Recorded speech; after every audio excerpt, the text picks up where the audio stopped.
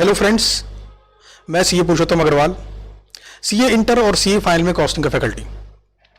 जैसा कि मैंने कुछ दिन पहले यूट्यूब पर एक वीडियो में प्रॉमिस किया था कि CA final SCM PE costing new syllabus की सारी थ्योरी हम यूट्यूब पे कवर करेंगे बहुत ही डिटेल के अंदर अच्छे से विद प्रैक्टिकल एग्जाम्पल। और इसको शुरू करने से पहले कुछ बातें कर लेते हैं। जैसे कि आप जानते हैं न्यू सिलेबस के अंदर थ्योरी की इंपॉर्टेंस बढ़ गई है और थ्योरी को मैं दो पार्ट में तोड़ता हूं। एक होती है प्रैक्टिकल थ्योरी और एक होती है model based theory. Practical theory या प्रैक्टिकल कॉन्सेप्ट से मेरा मतलब यह है कि कोई क्वेश्चन एग्जाम में आया, आपको बोला गया कि टारगेट कॉस्ट निकालो, आपको बोला गया कि बताओ फाइनेंशियल एडवांटेज इस प्रोजेक्ट को लेने में है कि नहीं है। तो यहां पर जो प्रैक्टिकल कॉन्सेप्ट है, जो प्रैक्टिकल थ्योरी है, उसका इस्तेमाल होता है, समझ गए। और एक थ्योरी होती है आपकी model based. Model based theory क्या होती है? मॉडल बेस्ड थ्योरी के अंदर हम सिचुएशन को एनालाइज करते हैं। एक कंपनी है, कंपनी के अंदर एक प्रॉब्लम आई, एक रियल प्रॉब्लम आई कि इसका समाधान कैसे किया जाए। तो उसका समाधान करने के लिए हम मॉडल्स से सीखी हुई लर्निंग को अप्लाई करते हैं और समाधान को लेके आते हैं। तो ये मैंने हल्का सा आपको इंट्रो दिया कि थ्योरी किस प्रकार की होती है। तो थ्योरी को मैंने दो पार्ट में तोड़ दिया। आपको ये तो मालूम ही होगा कि एग्जाम के अंदर केस स्टडी बेस्ड क्वेश्चन आते हैं। केस स्टडी बेस्ड क्वेश्चन क्या होते हैं? एक कंपनी के अंदर, एक एंटिटी के अंदर एक प्रॉब्लम आई, कोई भी प्रॉब्लम हो सकती है। ये प्रॉब्लम प्रोडक्शन से जुड़ी हुई हो सकती है, ये प्रॉब्लम कंपनी के लेबर से जुड़ी हुई हो सकती है, ये प्रॉब्लम आउटसाइड मार्केट यानी एक्सटर्नल इन्वायरमेंट से रिलेटेड हो सकती है। तो प्रॉब्लम बहुत तरीके की आती है बिजनेस को करने के अंदर। तो उन प्रॉब्लम को सॉल्व कैसे किया जाए, इसको सीखते हैं हम केस स्टडी के क्वेश्चंस के अंदर। देखो, एक्चुअल बिजनेस करने पर आएंगी एक्चुअल प्रॉब्लम्स, तब उन्हें सॉल्व करेंगे। वो हमारा होता है प्रैक्टिकल एक्सपीरियंस। लेकिन उन्हीं सिचुएशंस को अगर हम पेन पेंसिल लेकर पेपर के ऊपर लिख दें तो उसे बोलते हैं केस स्टडी क्वेश्चन। यानी एक रियल प्रॉब्लम है जो किसी बिजनेस के अंदर रियलिटी में आई, रियल प्रॉब्लम रियलिटी में आई, और उस प्रॉब्लम को हम सॉल्व कर रहे हैं। हम सोच रहे हैं उसके बारे में कि यार ये प्रॉब्लम आ गई बिजनेस के अंदर, इसको कैसे सॉल्व करें। मान लो आजकल लेबर है, बहुत ही कम आउटपुट दे रही है, उसकी एफिशिएंसी कम हो गई है। वो कहने के लिए तो 8 घंटे काम करते हैं, बट 8 घंटे वाला आउटपुट आ नहीं रहा। तो ये क्या एक प्रॉब्लम है, रियल लाइफ प्रॉब्लम है। तो इसको सॉल्व कैसे करें, ये सब बातें हम सीखते हैं। इन सब बातों को हम एक्चुअल बिजनेस करने से पहले सॉल्व करना सीख जाते हैं। इसका एडवांटेज क्या होगा? इसके दो एडवांटेज हैं। पहला एडवांटेज है कि अगर आप कहीं जॉब ज्वाइन करते हो सीए बनने के बाद, तो उस कंपनी को ग्रो करवाने में आप अच्छा खासा कंट्रीब्यूशन कर सकते हो। देखो, किसी भी कंपनी को वो इंप्लॉय चाहिए जो उसके प्रॉफिट को बढ़ा दे। किसी भी कंपनी को वो इंप्लॉय चाहिए जो उसके प्रॉफिट को बढ़ा दे। मतलब मेरा यह है कि जो सैलरी कंपनी आपको देगी वो कंपनी के लिए एक्सपेंस है, लेकिन अगर आपने जो बेनिफिट कंपनी को दिया, आपने जो प्रॉफिट कंपनी में ऐड किया, अगर वो प्रॉफिट आपकी सैलरी से ज्यादा है तो कंपनी आपको छोड़ने नहीं वाली है। कंपनी आपको कभी रिजाइन नहीं करने देगी, कभी कहीं पर ट्रांसफर नहीं करेगी, अपने पास पकड़ के रखेगी, क्योंकि आप कंपनी की एसेट हो। तो पहला बेनिफिट तो यह है कि कल को अगर आप जॉब ज्वाइन करते हो तो आप अपनी जो सर्विसेज कंपनी को दो, उनको ये बता पाओ कि इस प्रॉब्लम का सॉल्यूशन ऐसे होगा, हमने ऐसे सीखा था, इसके सॉल्व करने के ये तरीके हैं, ऐसे प्रॉब्लम को सॉल्व करके हम प्रॉफिट को इंक्रीज कर सकते हैं। दूसरा फायदा कहां होगा? कल को सीए बनने के बाद आपके मन में आता है कि यार अपना खुद का बिजनेस क्यों ना करें। क्योंकि देखो, जॉब में सैलरी पे एक लिमिट रहती है, इंक्रीमेंट वहां पर भी होता है, बट वहां पर एक लिमिट रहती है। एनुअल इंक्रीमेंट पे एक लिमिट रहती है। अगर गवर्नमेंट कंपनी में ज्वाइन करोगे, बीएचएल कंपनी हो गई, गेल कंपनी हो गई, तो 3% का एनुअल इंक्रीमेंट होता है और 6% का होता है प्रमोशन के टाइम पर। तो मैक्सिमम लगा लो, ऑन एन एवरेज में कर दूं तो 4-5% का एनुअल ग्रोथ। ये बात कर रहा हूं मैं सरकारी कंपनी की। अगर आप किसी प्राइवेट कंपनी में चले गए तो प्राइवेट कंपनी में 20%, 15% ये रेंज है मैक्सिमम। तो एक साल में इतना इंक्रीमेंट मैक्सिमम है। लेकिन बिजनेस के अंदर आपकी एक्सपोनेंशियल ग्रोथ हो सकती है, और ये बात सच है। बिजनेस के अंदर ऐसा पॉसिबल है कि पहले साल में आप 10 लाख कमाओ और अगले साल में 1 करोड़। पॉसिबिलिटी है।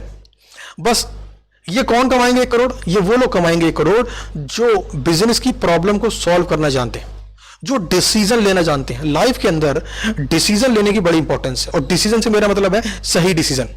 हालांकि कुछ डिसीजन गलत भी होंगे, क्योंकि देखो, एक सफल व्यक्ति से पूछा गया कि वो इतना सफल क्यों है, इतना सक्सेसफुल क्यों है, तो उसने बोला गुड डिसीजन।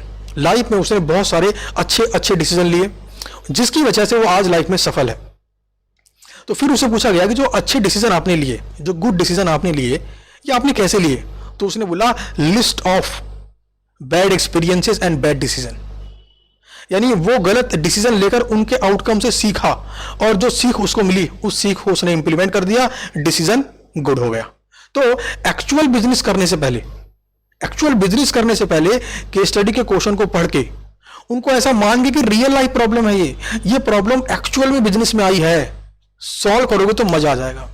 आपको पता पड़ जाएगा कि केस स्टडी के क्वेश्चन को सॉल्व करने का जो मजा है वो प्रैक्टिकल क्वेश्चन को सॉल्व करने के मजे से कहीं दुगना तिगुना है। और जब आप सारे के सारे मॉडल्स को आप समझ जाओगे कि ये मॉडल आखिर क्यों कहता है, इसमें क्या लर्निंग छिपी है, किसने लिखा इस मॉडल को, ऐसा क्यों लिखा, इससे क्या फायदा होगा, तो आपका मन उत्तेजित हो जाएगा इन मॉडल्स को किसी बिजनेस पे इंप्लीमेंट करने के लिए। अब ये बिजनेस आपके पिताजी का भी हो सकता है, ये बिजनेस आपके ब्रदर का भी हो सकता है, ये बिजनेस आपके दोस्त का, रिलेटिव का भी हो सकता है। तो ये प्रैक्टिकल एडवांटेज है केस स्टडी के क्वेश्चन को समझ के सॉल्व करने के। अब मैं छोटा सा आपको देता हूं इंट्रो कि आखिर ये मॉडल्स हैं क्या। बहुत सारे मॉडल्स हैं जिनके नाम बड़े भयंकर से हैं, जिनसे स्टूडेंट को डर लगता है, उसे लगता है ये क्या मॉडल है यार, इसे क्या याद करना पड़ेगा। तो मैं आपको बता दूं कि मॉडल क्या है, सिर्फ एक एक्सपीरियंस को शेयर किया है किसी ने एक्चुअल में बिजनेस किया और अपने उस एक्सपीरियंस को पेन पेंसिल लेकर पेपर के ऊपर लिख दिया, बन गया जी मॉडल। देखो इंडिया में ये वाला कल्चर अभी है नहीं, इंडिया के अंदर नॉलेज शेयरिंग का कल्चर अभी उतना नहीं है जितना फॉरेन में है। और वहां पर एक नॉर्मल टेंडेंसी होती है, जो भी सीखते हैं वो लोग उसको वो डायरी में नोट करते हैं कि भाई आज मैंने ये सीखा, और वो ऑब्जर्व बहुत करते हैं, उनकी ऑब्जर्वेशन स्किल थोड़ी ज्यादा होती है। यहां मैं किनकी बात कर रहा हूं, यहां मैं उनकी बात कर रहा हूं जिन्होंने इन मॉडल्स को लिखा है। तो इंडिया में भी वो कल्चर है ही नहीं। और इंडिया में एक प्रॉब्लम और भी है, अगर कोई अच्छा ऑब्जर्व भी करता है, लाइफ की एक्चुअल प्रॉब्लम को समझ के सॉल्व कर रहा है, बट वो इस बात को कहीं लिखता नहीं, वो इस बात को कहीं लिखना नहीं चाहता है। क्यों? इसको अगर वो लिख देगा तो लोग बुक खरीद लेंगे और लोग मार्केट से बुक खरीद के उसकी बात को सीख लेंगे, समझ लेंगे। तो यहां पर वो शेयरिंग वाला कल्चर है ही नहीं, हल्का फुल्का शेयरिंग। कुछ लोग हैं जो इंफॉर्मेशन की या नॉलेज की शेयरिंग करते हैं, मैक्सिमम लोग उसे दबा के रखना चाहते हैं। आप बड़े से बड़ा व्यापारी देख लीजिए, बिजनेस की मेन स्किल और बिजनेस के टैक्टिक्स वो सिर्फ अपने बच्चों को सिखाना चाहता है, उसे किसी आउटसाइडर के संग शेयर नहीं करना चाहता। लेकिन ऐसा कल्चर बाहर थोड़ा कम है। तो वहां पे बहुत सारे लोग ऐसे हुए हैं जो प्रोफेसर रह चुके हैं, टीचर रह चुके हैं, बिजनेस कोच रह चुके हैं, जिन्होंने बहुत बिजनेस किया है, 5 साल बिजनेस किया, 10 साल, 15 साल, 20 साल, 30 साल, 50 साल, जिन्होंने 50 साल बिजनेस किया। तो कुछ बातें ऐसी हैं जो उन्होंने इस 50 साल के पीरियड में सीखी, और इन सीखी हुई बातों को उन्होंने पेन पेंसिल लेकर पेपर के ऊपर लिख दिया, बस इसी के ऊपर एक हेडिंग दे दी, और उस हेडिंग को आज हम मॉडल के नाम से जानते हैं। तो मॉडल्स क्या है? एक्सपीरियंस शेयर करने का एक तरीका। हमारी सीए फाइनल की स्टडी मैट के अंदर बहुत सारे मॉडल्स हैं, बहुत सारे लेकिन 100% मॉडल्स इसमें भी नहीं है। यानी कि इसके अलावा और बुक्स अगर आप पढ़ेंगे, जैसा कि मैंने पढ़ी है, तो उनमें और भी कई मॉडल्स हैं जो बिजनेस की रियल लाइफ प्रॉब्लम को सॉल्व करने में, समझने में आपकी मदद करते हैं। मैं एक उदाहरण देता हूं, छोटा सा एक एग्जांपल देता हूं। मान लीजिए आपकी एक छोटी सी कंपनी है, आपने अभी स्टार्टअप शुरू किया, आपकी छोटी सी कंपनी है। आपकी कंपनी के अंदर आप और आपके भाई 2 लोग मिलकर काम करते हैं, और मान लीजिए आपने 2 या 3 एम्प्लॉय को हायर कर रखा है, मतलब 4 या 5 लोगों की आपकी एक छोटी सी कंपनी है। तो सबसे पहली प्रॉब्लम आपको यह आने वाली है कि अगर आप हाईली क्वालिफाइड व्यक्ति को अपने यहां पर एम्प्लॉयमेंट देना चाहें, उसको जॉब देना चाहें, तो आपके यहां पे जॉब नहीं करेगा। क्यों? उसको डर रहेगा कि यार आपकी कंपनी तो नई है, कंपनी चले ना चले, तो उसके मन में डर रहेगा यार यहां पर अगर मैं जॉब करता हूं तो मेरा फ्यूचर सिक्योर नहीं है, हो सकता है कुछ टाइम बाद मुझे जॉब चेंज करनी पड़ जाए। तो ये पहली प्रॉब्लम है जो एक नया स्टार्टअप जहां पर सिर्फ 4-5 लोग इस प्रॉब्लम को फेस करते हैं, तो ये प्रॉब्लम है। अब इसका सॉल्यूशन खोजते हैं, हम खुद सोचते हैं सॉल्यूशन क्या होगा इसका। तो देखो उसके मन में क्या डर है, उसके मन में ये डर है कि भाई जॉब मेरी सिक्योर है कि नहीं है, क्योंकि कंपनी तो नई है, पता नहीं चलेगी नहीं चलेगी, मेरी ग्रोथ क्या रहेगी, कुछ नहीं पता उसको। तो ऐसे में क्या करो, इसको सॉल्व करने के लिए शुरुआत में, मैं इनिशियल फेज की बात कर रहा हूं, शुरुआत में आप उन लोगों को जोड़ो जो बिजनेस करना चाहते हैं, जो ओनर बनना चाहते हैं, और उनको एम्प्लॉय के रूप में नहीं, उनको एज एन ओनर के रूप में जोड़ो। यानी उनको एम्प्लॉय तो बनाओ, लेकिन उन्हें कुछ प्रॉफिट की हिस्सेदारी भी दे दो। और इस काम को करके आप शुरू के 30-40 लोगों तक अपनी कंपनी को बढ़ाओ। मतलब आप इस बात की कोशिश करो कि 40 से 50 लोग आपकी कंपनी के ऐसे हों जो कंपनी को आगे बढ़ाने में अपनी जान लगा दें। इस टेक्निक का इस्तेमाल किया धीरू भाई अंबानी ने। उनकी बुक पढ़ी है मैंने। उस बुक को पढ़ के मुझे बात समझ में आई कि शुरू के 40-50 लोग जो शुरुआती लोग थे उनकी कंपनी के, वो सब उनके रिलेटिव थे, उनके दोस्त थे, उनके सगे भाई बंधु थे। अब सोचो, एक कंपनी को आगे बढ़ाने के लिए 50 लोग एक साथ काम करते हैं। शुरुआती तौर पे कंपनी को आगे बढ़ना ही पड़ेगा, कंपनी को ग्रो करना ही पड़ेगा, क्योंकि हर कोई वहां पर एज एन ओनर सोच रहा है, कोई भी एज एन एम्प्लॉय नहीं सोच रहा। ओनर माइंडसेट और एम्प्लॉय माइंडसेट दोनों में फर्क होता है। ओनर चाहता है प्रॉफिट बढ़े, कंपनी की सेल बढ़े, कंपनी की रीच बढ़े। एम्प्लॉय चाहता है 8 घंटे काम करूं, 8 घंटे 1 मिनट काम ना करूं, सैलरी पूरी मिले, आराम रहे, संडे को ना आना पड़े, संडे को मेरे बॉस का कॉल ना आ जाए, मूड खराब हो जाता है। तो एम्प्लॉय माइंडसेट वाले व्यक्ति को अगर शुरू में आप हायर करोगे, प्रॉब्लम देंगे वो, क्योंकि उनका मोटिव अलग है। उनका मोटिव कंपनी के ओनर्स के मोटिव से मैच नहीं कर रहा। तो ये एक प्रॉब्लम थी रियल लाइफ, इसको सॉल्व करा हमने। और यहां पे मैंने बताया आपको इस टेक्निक का इस्तेमाल किसने किया, धीरू भाई अंबानी। तो ये है रियल लाइफ प्रॉब्लम्स, बहुत सारी आती है, अनगिनत। आपको पता भी नहीं पड़ेगा, एक नई प्रॉब्लम आ जाएगी, उसको सॉल्व करना है। और ध्यान देना, जब बिजनेस में प्रॉब्लम आए तो घबराना मत, उससे बिल्कुल मत घबराना, क्योंकि कहते हैं ना कि असफलता तो सफलता की कुंजी है। बिल्कुल मत घबराना, बिजनेस में प्रॉब्लम तो आएंगी, उनको सॉल्व करना। इसीलिए हमारे इंस्टीट्यूट ने इस बातों को ध्यान में रखते हुए कि किस प्रकार से मॉडर्न बिजनेस इन्वायरमेंट चेंज हो रहा है, हमारे न्यू सिलेबस के अंदर मॉडल्स को जोड़ा, केस स्टडी के क्वेश्चन को जोड़ा। तो अब आपको पूरी बात समझ में आ गई होगी कि ये थ्योरी मॉडल वाली थ्योरी नहीं है, लर्निंग है। ऐसी लर्निंग जो आपको एक्चुअल बिजनेस किए बिना बिजनेस की प्रॉब्लम को सॉल्व करने में हेल्प करेगी। ये एक्सपीरियंस है किसी व्यक्ति का जिसने शेयर किया है आपके संग फ्री ऑफ कॉस्ट, ज्ञान बांट रहा है वो आपको फ्री में। तो ये है मॉडल्स। स्टूडेंट के मन में डाउट रहता है कि सर एग्जाम के अंदर क्या कोई नई केस स्टडी आ सकती है, क्या कोई नई केस स्टडी का क्वेश्चन आ सकता है? तो इसका जवाब आपके पास है, हाँ आ सकता है। क्योंकि बिजनेस के अंदर कौन सी प्रॉब्लम आएगी इसके बारे में कह पाना तो मुश्किल है, असंभव सा है, वरना लोग जॉब ही नहीं करते। आपको जान के हैरानी होगी कि जॉब करने वाले लोग ज्यादा हैं, 70% लोग जॉब प्रेफर करते हैं। मैक्सिमम 30% लोग बोलते हैं कि नहीं, अपना खुद का बिजनेस करना है, डिसीजन लेना है, आगे बढ़ना है। तो डिसीजन मेकिंग एबिलिटी बहुत ही बेहतरीन एबिलिटी है। जिंदगी में सफलता पाने के लिए आपको इसे डेवलप करना ही पड़ेगा। हमेशा आपके पास 2 ऑप्शन या 2 से ज्यादा ऑप्शन होंगे। ऐसे में चूज करना कि कौन सा ऑप्शन आपके लिए फायदेमंद है, दोनों पॉइंट्स पर, financial as well as non financial. Costing के अंदर भी क्वेश्चन मिलेंगे आपको इस प्रकार के। कंपनी के पास 2 ऑप्शन है, खुद बनाकर बेचे यानी कि मैन्युफैक्चरिंग एंड सेल, या मार्केट से परचेज करके बेचे, परचेज एंड सेल, कौन सा वाला बेनिफिशियल है? तो डिसीजन मेकिंग हर स्टेप पर होती है, बिजनेस के अंदर भी और रियल लाइफ के अंदर भी। तो ये चलती रहेगी। अब हमें सीखना क्या है? हमें सीखना यह है कि किस प्रकार से हम अपने हर अनुभव से सीखते जाएं और जीवन में आगे बढ़ते जाएं। तो चलिए अब आपको मैं बता दूं कि हम इस YouTube वीडियो के अंदर, इनकी सीरीज आएगी YouTube की, सिर्फ एक ही वीडियो के अंदर सारी थ्योरी नहीं आएगी, मल्टीपल वीडियोस बनेंगी, YouTube पर डलती रहेंगी। और इसके अंदर हम जितने भी मॉडल्स आपके स्टडी मैट में हैं उनको डिटेल से, आराम से समझते हुए प्रॉपर तरीके से कवर करेंगे। ऐसा पढ़ेंगे कि आपको मजा आ जाए, आपको संतुष्टि हो कि हाँ आज कुछ मैंने नया सीखा। लर्निंग की बात कर रहा हूं यहां पर, मैं याद करने की क्षमता की बात नहीं कर रहा हूं, समझ रहे? लर्निंग्स, आपने क्या सीखा, लर्निंग एबिलिटी, समझ गए बात को? तो चलिए, आपको स्क्रीन पर दिख रहा है ये स्टडी मैट है सी इंस्टीट्यूट का। यह है आपका पहला चैप्टर। ऐसे ही हम हर चैप्टर को पढ़ते जाएंगे, उसके जो जो थियोरी क्वेश्चंस हैं, जो जो मॉडल्स हैं, उनको गहराई से समझते हुए चलेंगे प्रॉपर तरीके से with practical example.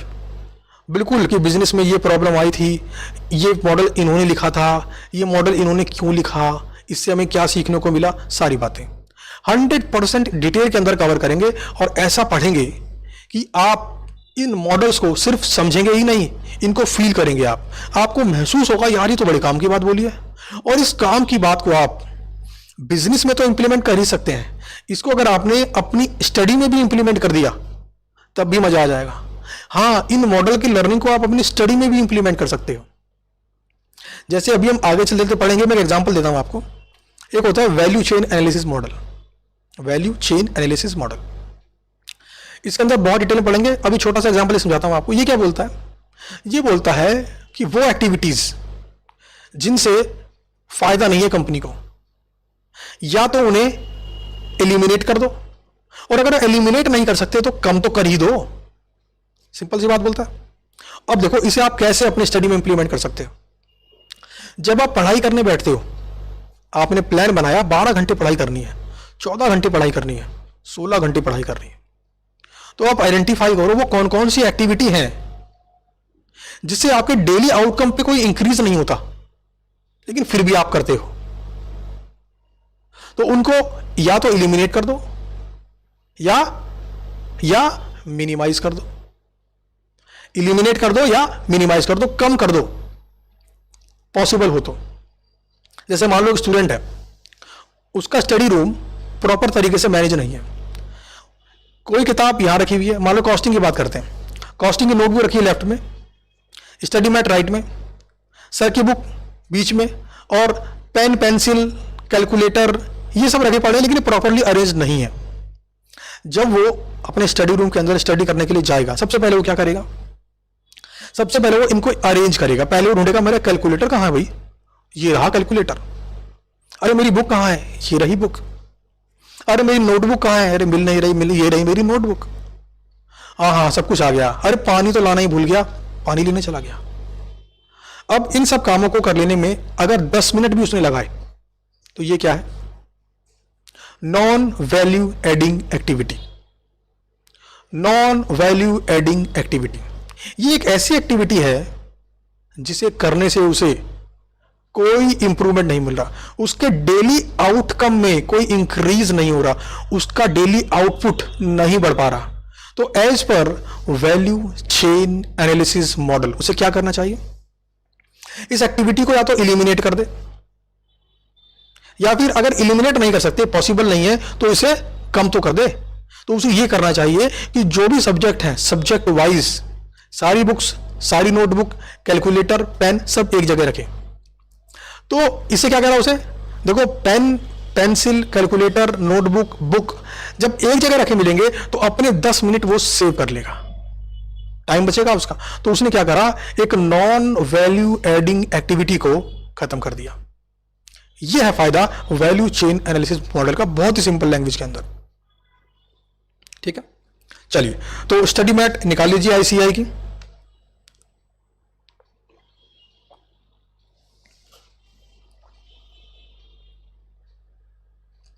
Chapter number 1, introduction to strategic cost management.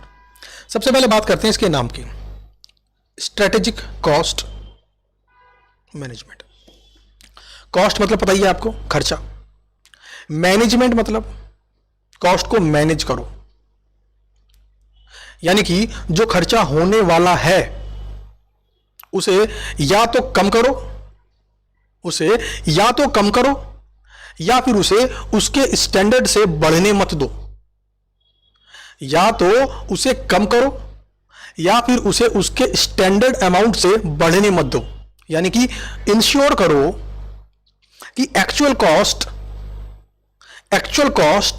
Standard cost से कम हो, या तो कम हो, या फिर इतना तो इंश्योर करो कि एक्चुअल कॉस्ट स्टैंडर्ड कॉस्ट के ऊपर ना चली जाए। इसे बोलते हैं कॉस्ट मैनेजमेंट। अब इसमें एक वर्ड लगा है पहले, स्ट्रेटेजिक। इसका मतलब यह है कि यह काम तो करना है आपको, कॉस्ट को मैनेज तो करना है, बट कैसे? स्ट्रेटेजिकली। यानी कि कॉस्ट कम करने से फायदा तो होगा, कॉस्ट कम करने से फायदा तो होगा, बट यह भी चेक करो कि क्या कॉस्ट कम करना फायदेमंद है? क्या कॉस्ट कम करना फायदेमंद है? ऐसा हो सकता है कि कॉस्ट कम करना फायदेमंद नहीं हो, पॉसिबिलिटी है। एग्जाम्पल के लिए मार्केटिंग कॉस्ट। अगर किसी कंपनी ने अपनी मार्केटिंग कॉस्ट कम कर दी सिर्फ इसीलिए कि कॉस्ट कम करनी है, तो भाई साहब प्रॉफिट में असर दिखेगा, सेल पे असर दिखेगा, और यह असर नेगेटिव होगा। तो इसी को बोलते हैं स्ट्रेटेजिक कॉस्ट मैनेजमेंट। कॉस्ट को कम तो करना ही है, बट ध्यान देना कॉस्ट को कम करने से कहीं नुकसान ना हो जाए, कॉस्ट को कम करने से कहीं नुकसान ना हो जाए। अब ये बात आप हर जगह फिट कर सकते हो।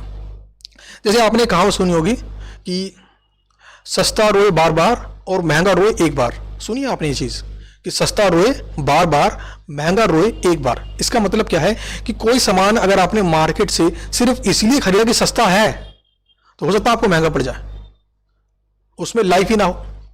मार्केट से आपने एक ऐसा फोन खरीद लिया जो बहुत सस्ता था, मान लो 1,500 का, 1,000 रुपए का मान लो, और इससे कम क्या करोगे? 1,000 रुपए का फोन था, आपको लगा यार तो बड़ा सस्ता फोन है यार, आपने खरीद लिया। लेकिन साहब वो एक हफ्ते भी नहीं चला, एक हफ्ते बाद ही बोल गया टाटा बाय बाय, तो ये तो महंगा पड़ गया। तो इसीलिए बोलते हैं कि कॉस्ट को मैनेज तो करना है, बट स्ट्रेटेजिकली। पहले वाले क्या था? TCM, traditional cost management. तो उसको पहले सब था कॉस्ट मैनेजमेंट। अब जब ये नया टर्म आया स्ट्रेटेजिक कॉस्ट मैनेजमेंट, तो पहले वाले कॉस्ट मैनेजमेंट के पहले एक शब्द लगा दिया ट्रेडिशनल, यानी कि ये तरीका अब पुराना हो गया है। अब मार्केट के अंदर नया तरीका चल रहा है, उसे बोलते हैं स्ट्रेटेजिक कॉस्ट मैनेजमेंट। आखिर ऐसा हुआ क्यों है? आज की डेट में जो कस्टमर है वो प्राइस सेंसिटिव ना होकर क्वालिटी सेंसिटिव है, प्राइस सेंसिटिव ना होकर क्वालिटी सेंसिटिव है। तो कॉस्ट ज्यादा खर्च अगर होती है किसी कंपनी की अपने प्रोडक्ट को बनाने में, तो होने दो। अगर कस्टमर को मिलने वाला सेटिस्फेक्शन, कस्टमर को मिलने वाली यूटिलिटी और कस्टमर को मिलने वाला बेनिफिट इंक्रीज हो रहा है, यानी कॉस्ट बढ़ती है तो बढ़ने दो, कस्टमर को फायदा होना चाहिए। तो समझ में आ गया डिफरेंस कि स्ट्रेटेजिक कॉस्ट मैनेजमेंट और ट्रेडिशनल कॉस्ट मैनेजमेंट के अंदर क्या फर्क है।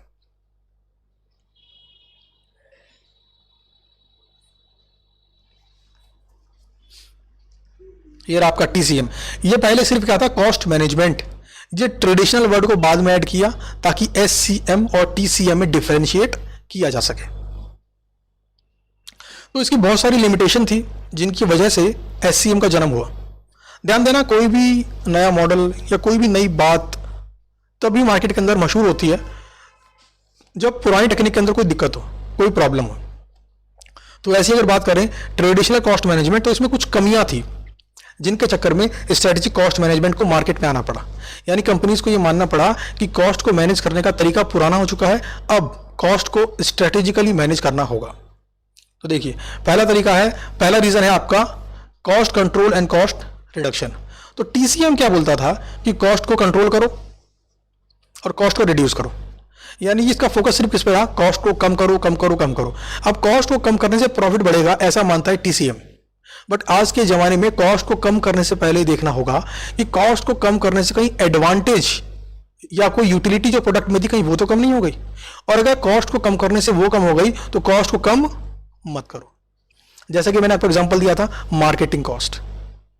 किसी कंपनी ने अगर मार्केटिंग कॉस्ट ही कम कर दी तो सेल भी कम हो जाएगी, प्रॉफिट भी कम हो जाएगा। तो यानी कि मार्केटिंग कॉस्ट को कम करने का डिसीजन सही डिसीजन नहीं है। तो ये थी पहली कमी TCM के अंदर। ये क्या बोलता था? कॉस्ट को कम करो, कॉस्ट को कंट्रोल करो। SCM क्या बोलता है? कॉस्ट को कम करो, कॉस्ट को कंट्रोल करो, बट कैसे? स्ट्रेटेजिकली। अगर फायदा हो तो करो, यानी कॉस्ट बढ़ती भी है और फायदा है तो बढ़ने दो। कॉस्ट कम करो अगर फायदा है, ऐसा ना हो कॉस्ट कम करने से नुकसान हो जाए। सेंटेंस पे ध्यान देना, कॉस्ट कम करने से कहीं नुकसान ना हो जाए। कॉस्ट कम करी, प्रोडक्ट के फीचर कम हो गए, कस्टमर ने खरीदना बंद कर दिया, हो गया नुकसान। तो ये है मेन रीजन, ये है कमी टीसीएम की। दूसरा वही बात है, देखो इंटरलिंक्ड है, इन्फीरियर क्वालिटी ऑफ प्रोडक्ट। भाई कॉस्ट को ज्यादा ही कम कर दोगे तो जाहिर सी बात है क्वालिटी प्रोडक्शन नहीं होगा, और क्वालिटी प्रोडक्शन नहीं होगा तो मार्केट तो बदल गई है। अब तो कस्टमर क्या बोलता है, भले थोड़ा महंगा हो मगर क्वालिटी अच्छी हो। अब एप्पल के फ़ोन ले लीजिए आप, आईफोन कितने के आते हैं, 40,000, 50,000, इससे ऊपर भी आते हैं, लेकिन लोग इन्हें खरीदते हैं। क्या रीज़न है? वो कहते हैं कि ये बहुत फास्ट काम करता है, प्रोसेसिंग स्पीड काफ़ी अच्छी है इसके अंदर, और ब्रांड वैल्यू। तो जो कस्टमर है, क्या वो आईफोन का जो कस्टमर है, क्या वो प्राइस सेंसिटिव है? नहीं, वो प्राइस सेंसिटिव नहीं है। उसे ब्रांड इमेज चाहिए, उसे स्पीड चाहिए फ़ोन के अंदर। एक नॉर्मल एंड्रॉयड फ़ोन धीरे धीरे क्या हो जाता है, स्लो हो जाता है, बट आईफोन में आपको ऐसा देखने को नहीं मिलेगा। तो ये उसकी यूएसपी है, यूनिक फीचर। तो धीरे धीरे कस्टमर इस बात को एक्नॉलेज कर रहा है कि प्राइस उसको इंपैक्ट नहीं करता, उसको क्वालिटी इंपैक्ट करती है। अब क्योंकि बिजनेस का इन्वायरमेंट बदल रहा है, चैप्टर नंबर 2 है ये, मॉडर्न बिजनेस इन्वायरमेंट। बिजनेस का इन्वायरमेंट बदल रहा है तो कंपनीज का डिसीजन लेने का तरीका बदल रहा है। तो ये चीज़ है कि कंपनी का तरीका बदलेगा तो टेक्निक बदलेगी, और टेक्निक क्या है? नहीं, स्ट्रेटेजिक कॉस्ट मैनेजमेंट। तो ये मोटा मोटा डिफरेंस हम जान गए। ऐसे के बारे में आपको बता दिया मैंने कि कॉस्ट को मैनेज करना है स्ट्रेटेजिकली। ध्यान देना, कॉस्ट कम हो तो नुकसान ना हो जाए, कॉस्ट बढ़े तो बढ़ने देना अगर फायदा है तो, कॉस्ट बढ़ी है बढ़ने दो। एक एग्जांपल आपसे जुड़ा हुआ, मान लीजिए आपके एरिया के अंदर 2 डॉक्टर हैं। एक डॉक्टर नया नया है, उसकी बड़ी फीस कम है, 200 रुपए में 100 रुपए में पेशेंट को देख लेता है। हालांकि वो एमबीबीएस है, पढ़ा लिखा है, लेकिन एक डॉक्टर है जो बड़ा एक्सपीरियंस्ड है, जिसकी एज है 50 साल, प्रैक्टिस करते हुए उसको 25 साल करीब हो चुके हैं, 20 साल हो चुके हैं। उसकी फीस मान लो 500 रुपए, 600 रुपए। तो एससीएम टेक्निक क्या बोलती है? एससीएम टेक्निक कहती है भले ही फीस ज्यादा हो, कॉस्ट को बढ़ने दो अगर फायदा है तो। अगर आपको लगता है कि यार ये डॉक्टर एक्सपीरियंस्ड है, तो जो प्रॉब्लम मुझे आई है हेल्थ वाइज, उस प्रकार के केसेस को इसने डील किया होगा, तो ये उस प्रॉब्लम को तुरंत पकड़ लेगा और मेरी प्रॉब्लम को सॉल्व कर देगा। तो ये टेक्निक बोलती है कि आपको नए डॉक्टर के पास नहीं जाना चाहिए, आपको एक्सपीरियंस डॉक्टर के पास जाना चाहिए, भले ही कॉस्ट ज्यादा हो। अच्छा, टीसीएम टेक्निक क्या बोलती है इस केस में? टीसीएम बोलती है साहब हमें पता नहीं पड़ता, हमें फर्क नहीं पड़ता जी कौन एक्सपीरियंस्ड है, क्वालिटी है, कॉस्ट कहां पे कम है ये बताओ। तो टीसीएम क्या बोलेगा?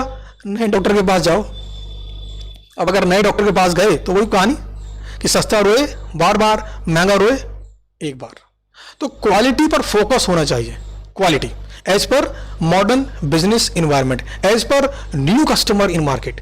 जो क्वालिटी सेंसिटिव है उसे प्राइस से मतलब नहीं है, उसे पता है कि थोड़े से कम प्राइस के चक्कर में अगर प्रोडक्ट मैंने घटिया ले लिया तो वो पैसे तो मेरे गए, दोबारा फिर खरीदना पड़ेगा वही हाई क्वालिटी वाला प्रोडक्ट एक थोड़े से हाई प्राइस पर।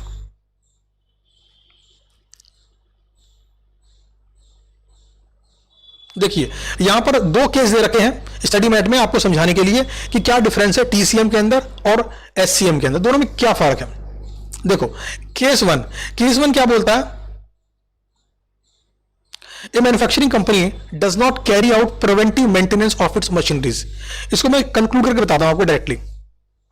टीसीएम टेक्निक ये बोलती है कि कंपनीज का प्रिवेंटिव मेंटेनेंस मत करवाओ, मशीन्स का प्रिवेंटिव मेंटेनेंस मत करवाओ, खर्चा मत करो। मशीन कहीं बोल जाएगी ना, खराब हो जाएगी तो ठीक करवा लेंगे, अभी मत खर्च करो। ये कौन बोलता है? TCM, traditional cost management. लेकिन एससीएम क्या बोलता है? ध्यान देना, बहुत ही मेन बात है। एससीएम क्या बोलता है?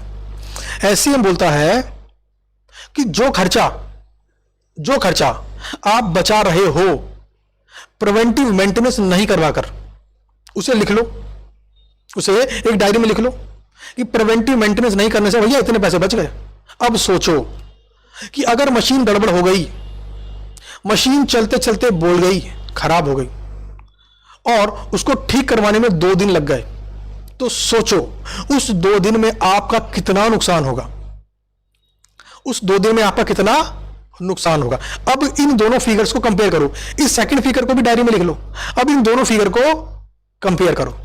जहां पर कम नुकसान है वो काम कर लो, जहां पर कम नुकसान है वो काम कर लो, सिंपल सी बात है।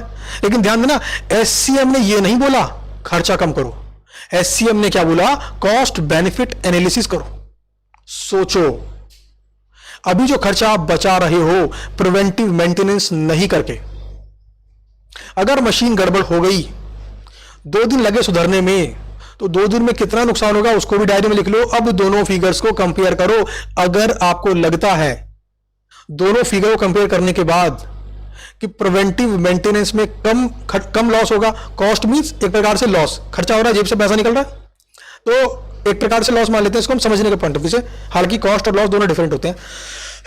हाँ, तो कहा था मैं, हाँ, किसी से मान लो कि प्रिवेंटिव मेंटेनेंस में मान लो पूरे साल में 10,000 रुपए लगेंगे जी, और आपने बोला कि अगर एक बार भी मशीन खराब हो गई और हमने प्रिवेंटिव मेंटेनेंस नहीं कराया तो खर्चा होगा मान लो 20,000। और ये पूरे साल का निकाला मैंने, पूरे साल का, पूरे साल में प्रिवेंटिव मेंटेनेंस पे खर्चा होगा 10,000, और पूरे साल में अगर मशीन एक बार भी खराब हो गई तो 2 दिन लगेंगे सुधारने में, तो उस समय जो खर्चा होगा सुधारने वाला प्लस जो लॉस होगा प्रोडक्शन का, सेल का, मान लो वो है 20,000 रुपए। अब इसकी प्रोबेबिलिटी कितनी है, यहां पे क्या चेक करेंगे, प्रोबेबिलिटी कि साल में एक बार मशीन खराब होगी, इसकी प्रोबेबिलिटी कितनी है। तो मान लो प्रोबेबिलिटी है आपकी 100%। भाई पूरे साल में एक बार तो ऐसा हो ही सकता है, पूरे साल में एक बार तो ऐसा हो ही सकता है, ना हो तो कोई बात नहीं, लेकिन चांसेस हैं अच्छे खासे, 100% होगा ऐसा। अब बताओ भाई, हम 10 का नुकसान सहें या 20 का नुकसान सहें, बताओ। आपके पास 2 ऑप्शन है, 10,000 का नुकसान सहो या 20,000 का नुकसान सहो, कौन सा ऑप्शन आप चूज करोगे? 10,000 वाला, सिंपल। तो ये बोलता है एससीएम, कॉस्ट बेनिफिट एनालिसिस करो। अच्छा जी, अब बात करते हैं केस 2। केस 2 में क्या था, केस 2 में ये केस 2 बोलता है, कंक्लूड कर बताता हूं मैं आपको। एक कंपनी है, उसके बहुत सारे कस्टमर सर्विस सेंटर हैं, बहुत सारे, पूरे इंडिया में बहुत सारे कस्टमर सर्विस सेंटर हैं। कुछ कस्टमर सर्विस सेंटर ऐसे हैं जहां कंपनी को लॉस हो रहा है, जहां कंपनी को लॉस हो रहा है।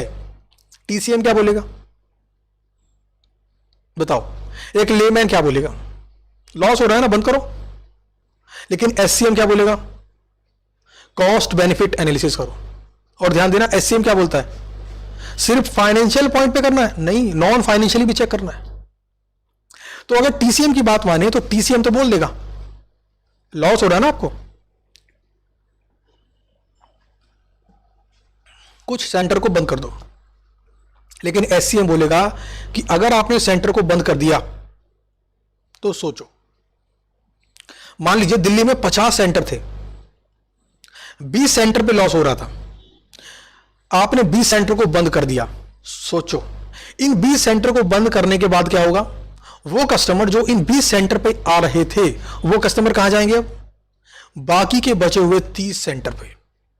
तो बाकी के जो 30 सेंटर अब बचे हैं वहां पे कस्टमर्स की लाइन बढ़ जाएगी, वहां पे जो इंप्लॉय काम कर रहे हैं उनकी हेडेक भी बढ़ जाएगी।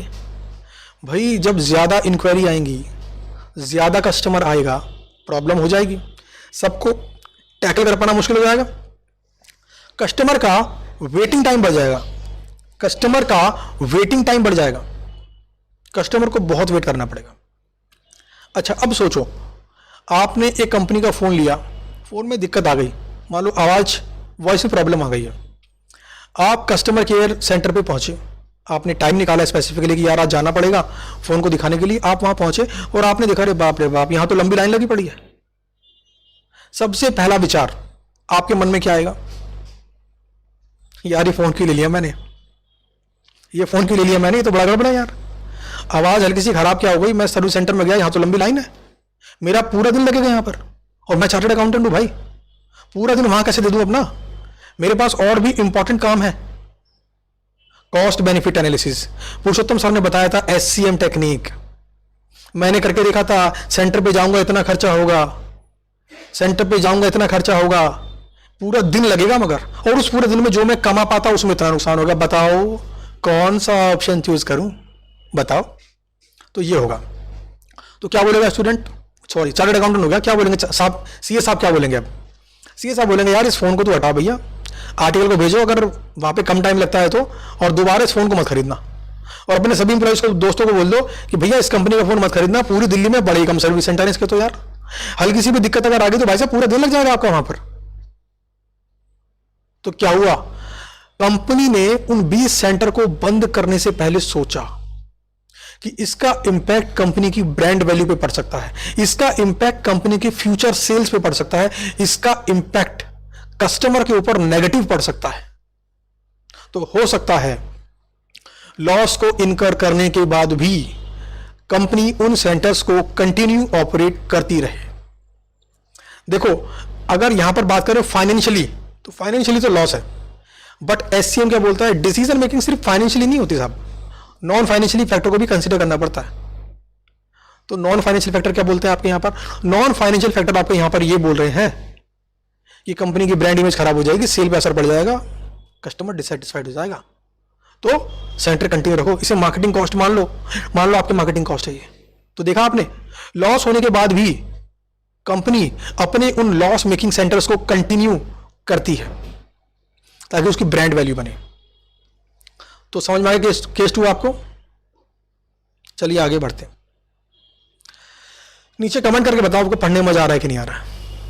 देखो आप जब कमेंट करोगे ना तो मुझे पता पड़ेगा कि यार आपको मजा आ रहा है। जितने वीडियो पे लाइक करोगे उससे मुझे पता पड़ेगा आपको मजा आ रहा है। अब आप जब लाइक करोगे तो मेरे को मोटिवेशन मिलेगा कि यार स्टूडेंट को मजा आ रहा है, भाई वीडियो बनाओ, फटाफट से बनाओ, ब्रेक मत दो, लंबा ब्रेक मत लो, वीडियो बनाते रहो, डालते रहो। बच्चों को अच्छा लगता है, बच्चों को समझ में आ रही है बातें, तो इससे मेरा मनोबल भी बढ़ेगा और आप, मुझे पता ही पड़ेगा आप चाहते क्या है। कुछ और भी इसमें अगर एड ऑन करना होगा तो जो कमेंट आप करोगे उनको पढ़ूंगा मैं, हर एक कमेंट को पढ़ने वाला हूं मैं। तो उन कमेंट को पढ़ने के बाद ये कंक्लूड करूंगा कि यार स्टूडेंट को चाहिए क्या, उसे प्रॉब्लम कहां पे आ रही है, समझ रहे। तो फिर मैं देखूंगा यार स्टूडेंट को ये प्रॉब्लम आ रही है तो इसको हम कैसे सॉल्व कर सकते हैं। डिसीजन मेकिंग, उस पॉइंट को मैं इसमें डाल दूंगा वीडियोस के अंदर, तो उससे आपको भी एडवांटेज होगा और मुझे भी अच्छा लगेगा कि भाई जो मैं एफर्ट दे रहा हूं स्टूडेंट को अच्छा लग रहा है, समझ में आती है बात। तो अगर आपको वीडियो में मजा आ रहा है, आपको समझ में आ रहा है कि कैसे कैसे हमें थ्योरी पढ़नी चाहिए, कैसे हम इन मॉडल्स का इस्तेमाल कर सकते हैं, तो वीडियो में नीचे कमेंट करो, इस वीडियो को लाइक करो, अपने दोस्तों को संग शेयर करो, उनसे भी फीडबैक ले, उनको भी बोलो कि कमेंट करें, तो उससे मुझे पता पड़ेगा कि आप इसमें क्या और ऐड करवाना चाहते हैं। और अगर मुझे लगेगा कि हाँ उसको ऐड कर देना चाहिए, सबके लिए फायदेमंद है, तो मैं उसको ऐड कर दूंगा। लेकिन ऐड करने से पहले मैं भी क्या करूंगा, कॉस्ट बेनिफिट एनालिसिस। तो जो मैं आपको सिखा रहा हूं उस पर खुद भी तो चलूंगा ना, और चलना भी चाहिए। जो चीज बढ़िया है उसे अडॉप्ट करो, जो चीज बेकार है उसे छोड़ दो। अब यहां तक मैंने आपको पढ़ाया, मैं आपको पूछता हूं कि एग्जाम के अंदर एससीएम और टीसीएम का डिफरेंस पूछेगा आपसे आईसीआई? चांसेस कम है बट पूछ सकता है, पूछ सकता है। आईसीआई कोई बॉन्ड तो साइन करके नहीं बैठा ना कि भाई मैं यही पूछूंगा, ये नहीं पूछूंगा, यही पूछूंगा, ये नहीं पूछूंगा। वो भाई साहब कैसे पूछ सकता है? क्योंकि वो आपकी लर्निंग्स को चेक करना चाहता है, आपकी समझ डेवलप हुई कि नहीं हुई इस बात को चेक करना चाहता है। पूछ सकता है, लेकिन हाँ चांसेस कम है। अच्छा एग्जाम में अगर पूछे टीसीएम और एससीएम का डिफरेंस बताओ, तो लिख पाओगे आप? बताओ, बिना याद करे, इन बातों को समझकर जो मैंने अभी आपको सिखाई आराम से लिख पाओगे। आपको बता दूं कि word to word answer match theory में कोई रिक्वायरमेंट नहीं है। कंक्लूजन वो आना चाहिए जो स्टडी मैट में लिखा है, जो उसकी लर्निंग्स है। लैंग्वेज थोड़ी बहुत ऊपर नीचे हो सकती है, कोई दिक्कत नहीं। तो याद नहीं करना, समझना है, समझ कर लिखना है, क्योंकि समझ कर लिखोगे तो यहां पर स्ट्रेस भी नहीं पड़ेगा और सीखने में भी मजा आएगा। चलिए, तो ये कुछ पॉइंट यहां पर दिए हुए हैं, एक बार मोटा मोटा पढ़ लेते हैं। सबसे पहला पॉइंट क्या है भाई? Time span. टीसीएम टेक्निक क्या है? शॉर्ट टर्म, और एससीएम लॉन्ग टर्म, यानी छोटी सोच टीसीएम टेक्निक, दूर की सोचने वाला एससीएम टेक्निक। अभी मैंने एग्जांपल दिया था आपको कि सेंटर को बंद करने से पहले वो दूर की सोच रहे हैं, कस्टमर डिससेटिस्फाइड हो गया तो आपके प्रोडक्ट को रिकमेंड ही नहीं करेगा, अपने दोस्तों को सजेस्ट ही नहीं करेगा। तो इससे क्या पता पड़ा कि एससीएम टेक्निक क्या है?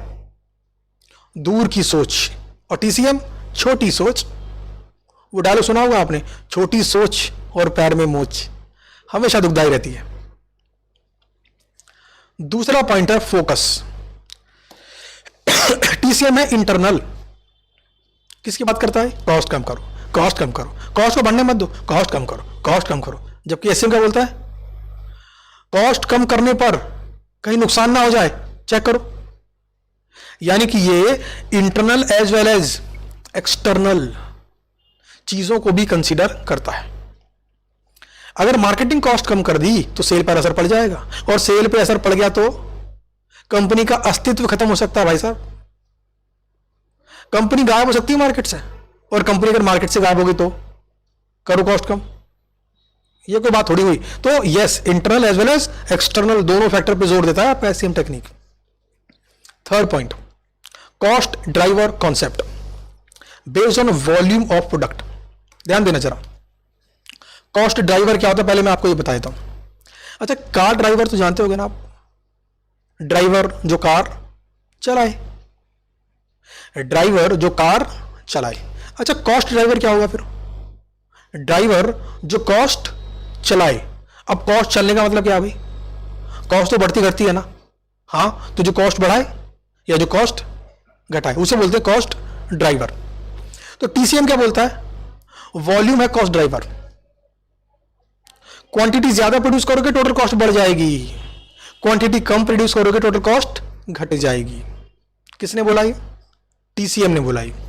अच्छा, एससीएम क्या बोलता है? एससीएम बोलता है each value activity has a separate cost driver. TCM ने क्या बोला? कॉस्ट बढ़ने का सिर्फ एक ही रीजन है, वॉल्यूम। एससीएम क्या बोलता है? ऐसा नहीं है, और भी रीजन है। उसने कॉस्ट को अलग अलग कैटेगरी में तोड़ा। जैसे कॉस्ट को मैं तोड़ता हूं setup cost, inspection cost. Setup cost क्या होती है?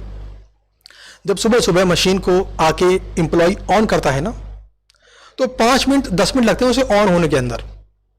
तो उस टाइम पे जो खर्चा होता है उसे बोलते हैं सेटअप कॉस्ट। जब आप जाके अपनी कार में बैठते हैं, कार को स्टार्ट करते हैं, तो उस टाइम पर जो पेट्रोल लगता है उसे क्या बोलते हैं? Setup cost. तो ये हो गई आपकी सेटअप कॉस्ट। दूसरा मैंने एग्जांपल लिया इंस्पेक्शन कॉस्ट। इंस्पेक्शन क्या? फिनिश गुड्स बनकर रेडी हो गए, इंप्लॉय ने अपना काम कर दिया, बट कस्टमर को डिस्पैच करने से पहले फिनिश गुड्स का इंस्पेक्शन करना। भाई चेक कर लो, भाई फोन के सारे फीचर काम कर रहे हैं, चेक कर लो, इसे बोलते हैं इंस्पेक्शन। जैसे ये वीडियो अभी यूट्यूब पे डली है, तो यूट्यूब पे डलने से पहले इंप्लॉय ने चेक किया इसको कि भाई चेक कर लो, कहीं पे आवाज में दिक्कत तो नहीं आई, कहीं पीपीटी में दिक्कत तो नहीं आ गई, कहीं कोई प्रॉब्लम तो नहीं है इसके अंदर। इसे बोलते हैं इंस्पेक्शन। अच्छा, जब इंप्लॉय इंस्पेक्शन कर रहा है तो अपने टोटल वर्किंग आवर का कुछ टाइम डिवोट कर रहा है वहां पर। अच्छा, उसे 8 घंटे के लिए अगर 800 रुपए मिलते हैं और उसने 1 घंटा इसमें लगा दिया, 8 घंटे के लिए मान लो 800 रुपए मिलते हैं और उसने 1 घंटा इसमें लगा दिया, तो इस 1 घंटे का कितने खर्चा? 100 रुपए। तो 100 रुपए क्या हो गई जी? Inspection cost. तो स्ट्रेटेजिक कॉस्ट मैनेजमेंट क्या बोलता है कि each value activity has a separate cost driver. यानी कि हर एक्टिविटी का एक अपना कॉस्ट ड्राइवर होता है। जैसे सेटअप कॉस्ट बढ़ेगी या घटेगी, ये डिपेंड करता है कितनी बार सेटअप किया। आज सुबह सुबह घर से आप निकले, कार को एक बार स्टार्ट किया, सीधे अपने ऑफिस पहुंच गए, बीच में कोई रेड लाइट नहीं मिली आपको, गोली की तरह पहुंचे, आज आपकी सेटअप कॉस्ट कम है। अगले दिन आपने फिर गाड़ी को स्टार्ट किया, आज बहुत ट्रैफिक था, जगह जगह रेड लाइट, हर बार रुकना पड़ा आपको, गाड़ी को बंद करना पड़ा, फिर से ऑन करना पड़ा, फिर बंद करना पड़ा, फिर से ऑन करना पड़ा, फिर बंद करना पड़ा, फिर से ऑन करना पड़ा। तो कितनी बार, जितनी ज्यादा बार आपने गाड़ी को ऑन ऑफ किया उतनी बार खर्चा आया, यानी कि सेटअप कॉस्ट बढ़ गई। तो ये पॉइंट क्या बोलता है? जितनी बार वो एक्टिविटी करोगे उतनी बार उस एक्टिविटी से रिलेटेड कॉस्ट आपकी बढ़ और घट जाएगी। अगला पॉइंट है ऑब्जेक्टिव। तो टीसीएम का ऑब्जेक्टिव क्या है? Score keeping, attention, directing and problem solving. देखो मैं बताता हूं इसका ऑब्जेक्टिव क्या है। सिंगल ऑब्जेक्टिव है इसका, कॉस्ट को कम करो, कॉस्ट को कम करो। अच्छा, एससीएम का कॉस्ट लीडरशिप, प्रोडक्ट डिफरेंशिएशन।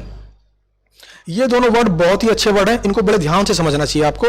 और आप यहां पे सीखोगे कि किस प्रकार से एक नई कंपनी एक पुरानी ऑलरेडी इस्टेब्लिश्ड कंपनी को मार्केट से आउट कर सकती है, पूरी मार्केट को डिसरप्ट कर सकती है। अच्छा, कॉस्ट लीडरशिप के बारे में पहले बात करते हैं। CL लिखा है मैंने शॉर्ट में, इसे करंट लायबिलिटी ना समझ लेना। ये क्या है आपकी कॉस्ट लीडरशिप। लीडरशिप मतलब क्या होता है? सबसे आगे लीडर। 10 कंपनी के अंदर एक कंपनी मार्केट लीडर है, बोलते हैं ऐसा। इसका मतलब है यार ये कंपनी जो है ना अपनी 10 कंपनी के मुकाबले सबसे नंबर 1 पे है। अच्छा, कॉस्ट में लीडरशिप मतलब क्या होगा? लीडर है कॉस्ट में, और कॉस्ट में लीडर कैसे बनेगी? सबसे कम कॉस्ट पर प्रोड्यूस करके, सबसे कम कॉस्ट पर प्रोड्यूस करके। तो एससीएम क्या चाहता है कि आपकी कंपनी क्या हो? कॉस्ट लीडर हो। मैं आपको एग्जांपल देता हूं और आपको समझ पड़ेगी कि इसकी इंपॉर्टेंस क्या है। मान लीजिए मार्केट में एक कंपनी है जिसका नाम है बी, ठीक है।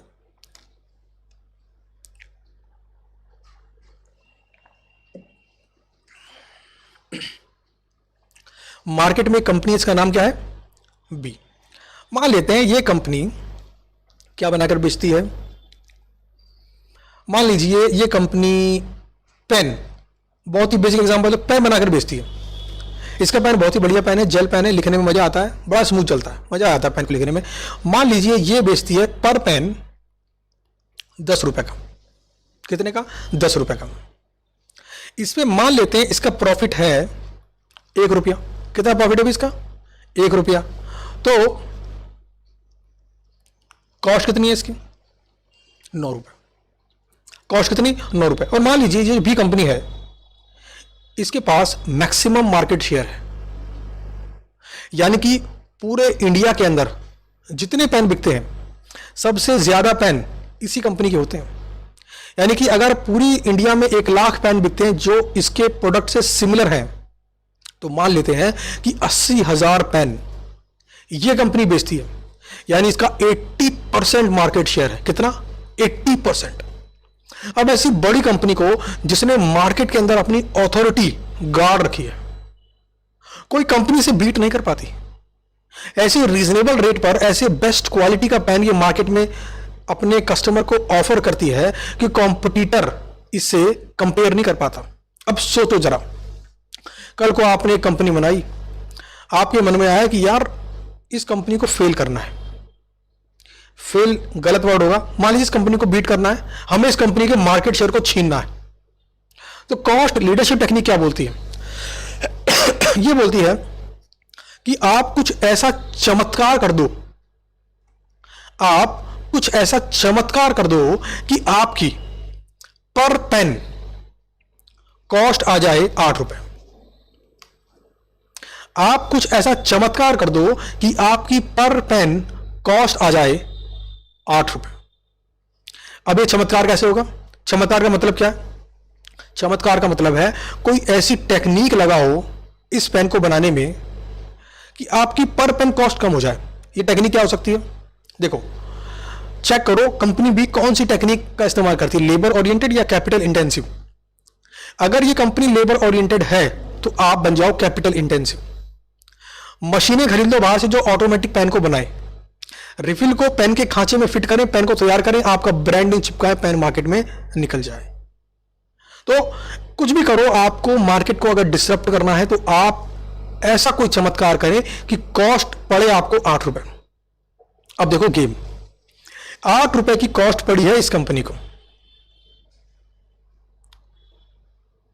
अब मैं कहता हूं इस कंपनी ने शुरुआत में, ध्यान देना जरा मेरे शब्दों पर, शुरुआत में पेन बेचा 8.5 का। प्रॉफिट कितना? प्रॉफिट है जी 50 पैसे। बताओ भाई, दोनों के दोनों पेन सिमिलर है, सेम क्वालिटी। यहां पर मैंने क्वालिटी इंप्रूवमेंट की बात नहीं की है, ध्यान देना, कॉस्ट की बात कर रहा हूं मैं, यहां पर कॉस्ट से कंपीट करने की बात कर रहा हूं। 8.5 रुपए। आपके सामने 2 पेन रखे हैं, एक कंपनी ए का, मान लो इसका नाम है कंपनी ए, आपकी खुद की कंपनी है।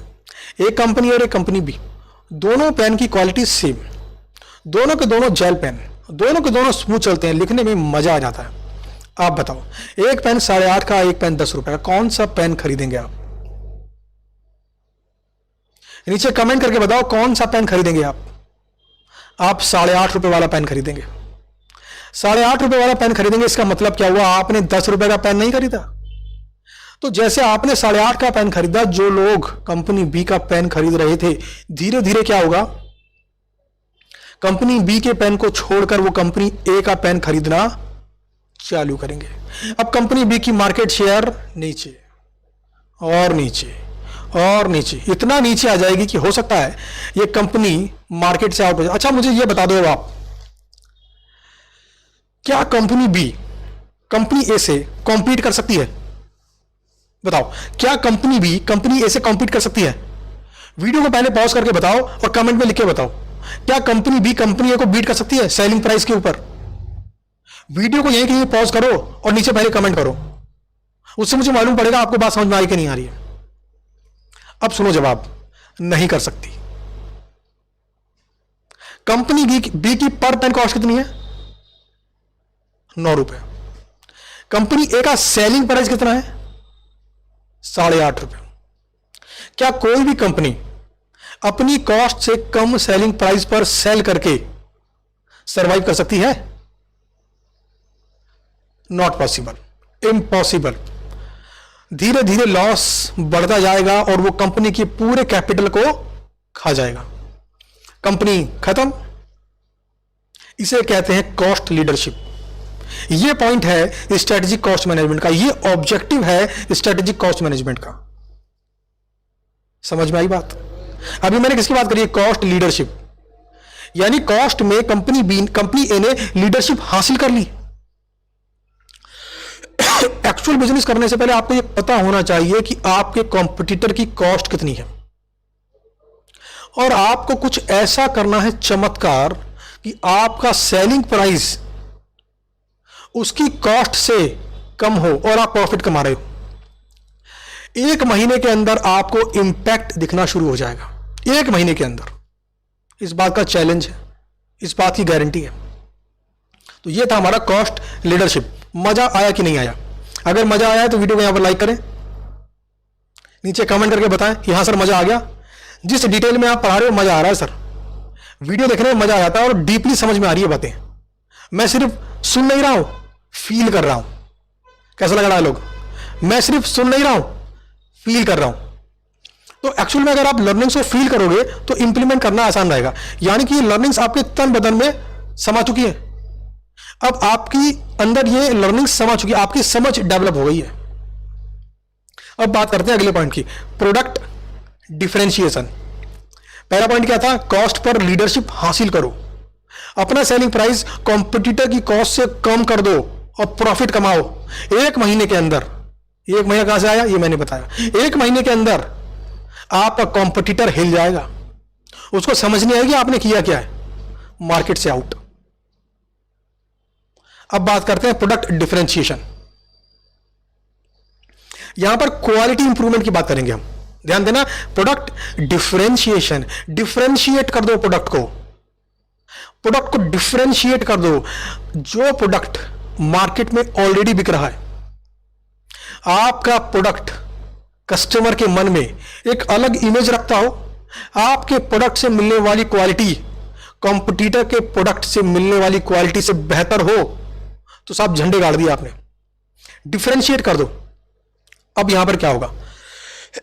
इस वाली स्ट्रेटेजी के अंदर कंपनी का सेलिंग प्राइस हो सकता है लगभग सिमिलर हो। कंपनी ए का पेन भी 10 रुपए, कंपनी बी का पेन भी 10 रुपए, बट कंपनी ए के पेन के अंदर उसने कोई फीचर ऐड कर दिया, नया फीचर, क्वालिटी में कुछ इंप्रूवमेंट कर दिया, उसने पेन को और स्मूथ कर दिया, पेन की रिफिल को उसने थोड़ा सा मोटा कर दिया ताकि लंबे समय चले। हल्का सा फर्क जिससे कस्टमर आपके प्रोडक्ट को कॉम्पिटिटर के प्रोडक्ट से डिफरेंशिएट कर दे, बस बन गई बात। गाड़ दिए आपने झंडे, मजा आ जाएगा। क्वालिटी तो डिफरेंशिएट कर दो, मतलब कोई ऐसा फीचर, कोई ऐसी चीज आपके प्रोडक्ट में ऐड कर दो कि कस्टमर को मिलने वाली यूटिलिटी कॉम्पिटिटर्स के प्रोडक्ट से मिलने वाली यूटिलिटी से ज्यादा हो। अब मैं यहां पर आपको एक रियल लाइफ एग्जांपल देता हूं, जियो कंपनी का। जियो इंटरनेट। कम कॉस्ट पर हाई स्पीड इंटरनेट ऐसा दिया कि कंपनियों की वाट लगा दी। कम कॉस्ट पर हाई स्पीड इंटरनेट ऐसा दिया कि कॉम्पिटिटर्स की हालत खराब कर दी। यहां पर इस कंपनी ने दोनों तरीकों का इस्तेमाल किया। सबसे पहला, कॉस्ट लीडरशिप। इतनी कम कॉस्ट पर कस्टमर को दिया, इसका मतलब है उनकी कॉस्ट प्रॉफिट काटने के बाद कम है, तो कॉस्ट लीडरशिप। दूसरी बात, प्रोडक्ट डिफरेंशिएशन। स्पीड इतनी ज्यादा, जियो फाइबर, स्पीड इतनी ज्यादा कि कॉम्पिटिटर्स की परफॉर्मेंस इससे कॉम्पिटिटर अपने प्रोडक्ट की परफॉर्मेंस इससे कंपेयर कर ही नहीं पा रहे। तो इन दोनों टेक्निक का इस्तेमाल किया जियो कंपनी ने और रिजल्ट आपके सामने है। तो कंपनी को ऑब्जर्व भी तो करो। जो चीज हम पढ़ रहे हैं, इन्हीं पॉइंट्स को ये कंपनी इंप्लीमेंट करती है, बड़ी बड़ी कंपनियां, और ये समझ पाती हैं कि कैसे मार्केट को डिसरप्ट करना है। यानी कि एक ऐसे सेलिंग प्राइस पर बेचो जिस पर आपका कॉम्पिटिटर चाहकर भी ना बेच पाए। चाहे तो बहुत कम प्राइस पर बेचूं, कम प्राइस पर, लॉस पर थोड़ी बेचेगा वो। और अगर लॉस से बेचेगा तो बोले कि नहीं जी मैं तो लॉस से बेचूंगा। बेचेगा कब तक बेचेगा लॉस पर? एक टाइम बाद घर के बर्तन भी बिक जाएंगे। कब तक लॉस पर बेचेगा? तो कोई भी कॉम्पिटिटर लॉस पर जिंदगी भर नहीं बेच सकता। 90% बिजनेसेस का ऑब्जेक्टिव होता है प्रॉफिट कमाना, क्योंकि इसमें इन्वेस्टर भी होते हैं, इंप्लॉयज भी होते हैं, गवर्नमेंट भी होती है। सबको कुछ प्रॉफिट का हिस्सा चाहिए अपना घर चलाने के लिए। ठीक है, देखो चौथा पॉइंट ऑलरेडी कवर कर चुके हैं हम, कॉस्ट रिडक्शन और अप्रोच। ये भी देखो रिस्क अवर्स है, रिस्क से बचो। और रिस्क टेकिंग मतलब भाई कॉस्ट को अगर आप बढ़ा रहे हो, एक अच्छी क्वालिटी देने की कोशिश कर रहे हो, हल्का सा रिस्क तो आप ले रहे हो।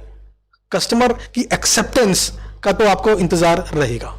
तो कस्टमर एक्सेप्ट कर ले तो बात हो गई पूरी। तो ये है जी डिफरेंस टीसीएम के अंदर और एससीएम के अंदर।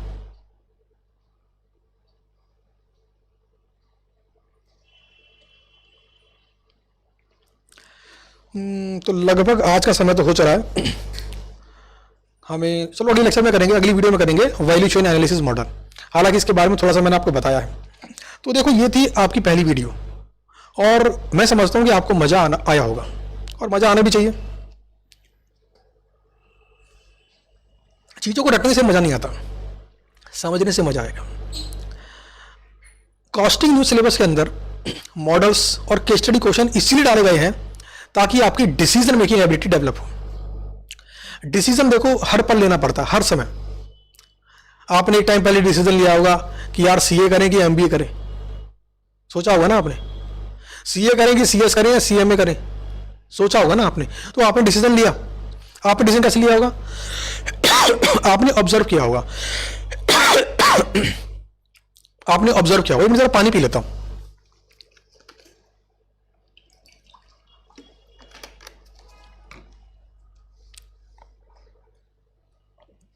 आपने ऑब्जर्व किया होगा, आपने देखा होगा यार मेरे भैया जो मेरे पड़ोस में रहते थे यार, वो तो पहले थोड़े से यार गरीब थे यार, लेकिन अभी सीए बनने के बाद तो मजा ही आ रहा है यार।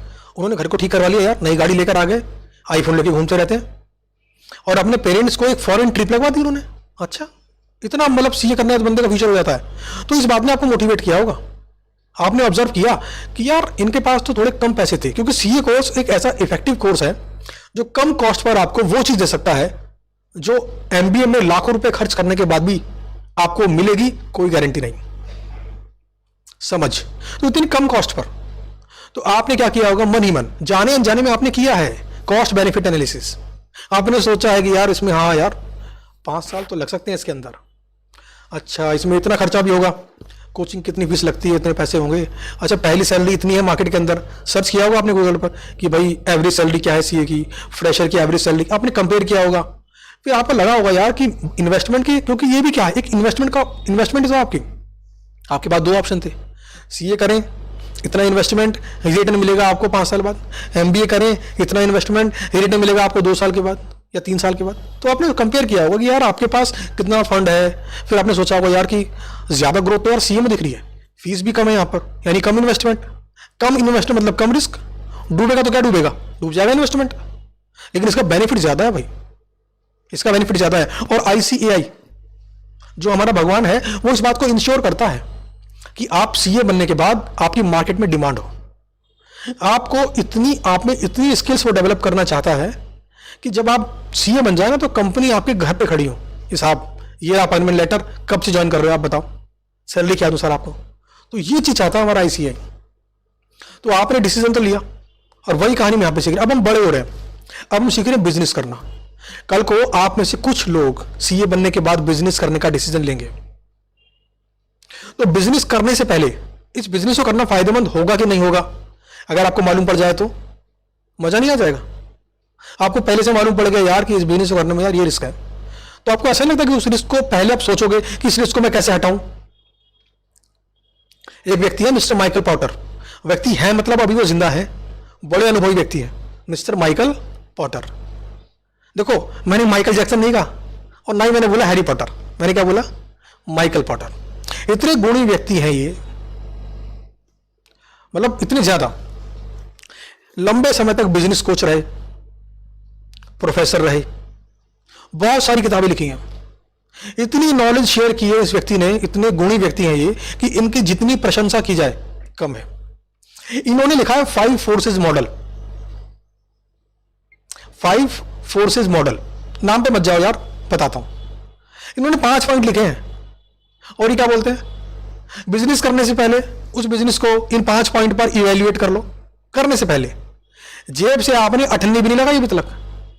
बिजनेस करने से पहले इन 5 पॉइंट पर करने वाले बिजनेस को इवेल्युएट कर लो, आपको मालूम पड़ जाएगा बिजनेस प्रॉफिटेबल है कि नहीं है। अब बताओ, अगर आपको बिजनेस करने से पहले मालूम पड़ रहा प्रॉफिटेबल है कि नहीं है तो फायदा होगा ना। अगर प्रॉफिटेबल है तो सोचो मत, स्टार्ट कर दो। प्रॉफिटेबल नहीं है, कुछ रिस्क है, तो क्या रिस्क है, ठीक करने की कोशिश करो। तो आज की वीडियो को यहीं पे खत्म करते हैं और उम्मीद करता हूं कि आपको वीडियो में मजा भी आया होगा। और स्टडी में अच्छे करेंगे सारे मॉडल्स, और कुछ केसेस जो इसमें आएंगे उनको भी मोटे मोटे तौर पे देखेंगे, हम डिटेल में पढ़ेंगे। तो इस वीडियो में कमेंट करके जरूर बताना आपको मजा आया कि नहीं आया, और क्या ऐसी और वीडियोस आप चाहते हैं, क्योंकि इस वीडियो को जितना आप लाइक करेंगे, जितने इस पर व्यूज आएंगे, उससे मुझे पता लगेगा कि आपको मजा आ रहा है कि नहीं आ रहा। तो चलिए मिलते हैं आपसे अपनी अगली वीडियो के अंदर। Thank you.